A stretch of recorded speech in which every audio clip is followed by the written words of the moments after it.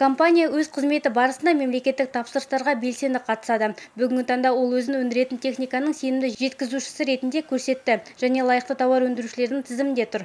2015 жылы инвестициялық жоба шеңберінде ауыл шаруашылығы және коммуналдық техника өндірісі бойынша КАИК индустриалды технологиялық паркінің бірінші кезегі пайдалануға берілді. 12 жыл ішінде біраз үлгерушілік байқалады.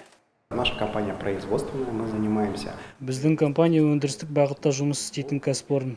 Ауыл шаруашылығы саласына қатысты түрлі техниканың бөлшектерін шығарумен айналысамыз. Россельмаш, МГС компаниясы мен Минск трактор зауыты сияқты компаниялармен бірқатар лицензиялық келісім шартқа отырды. Комбайндар, трактор, энергияға бай тракторларды құрастырамыз. Бүгінгі таңда 6000 шаршы метр аумақта құрастыру технологиясы жолға қойылған.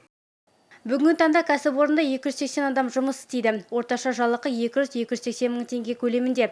Бас директордың айтуынша кадр тапшылығы өзекті мәселе. Білікті құрам жас мамандармен тәлімгер принципі бойынша жұмыс жүргізеді. Осындай әдіс арқылы кадр тапшылығын қысқартуға қол жеткізілуде. Ризабек әбден 4 жылдан бері өндірісте еңбек етіп келеді. Топтық жұмыс өндірістегі маңызды фактор дейді маман. Беларусиядан осы деталь бойынша келеді, осы нелер запчастар, коробкалары және де мостары, алдыңғы және артыңғы мостары болып есептеледі. Гидробактар өздері келеді, жеке бөлшек ретінде келеді, бөлек-бөлек сайман ретінде. Соларды құрастырамыз. Осы конвейер арқылы жүреді. 5 постта жұмыс атқарамыз. Онда біз кабина саламыз, және де электроника арқылы қызмет жасаймыз онда. Және де өзінің тормоз, ручниктарын соларды нетеміз, регулировкаларын жасаймыз.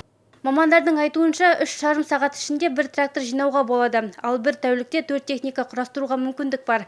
Келер жылы 2 қойма мен 3 модульді пайдалануға беру жоспарланған. Нәтижесінде өндірістік қуатты ұлғайтып, жаңа жұмыс орындарын ашу көзделген. Айта кетейік, өңдеу өнеркәсібі өңірді дамытудың басты бағыттарының бірі. Анар Рахымжан, Айгерім Бегенова, Жүрсін Өмірзақ, Әмір Қойшыбаев, Көкше ақпарат.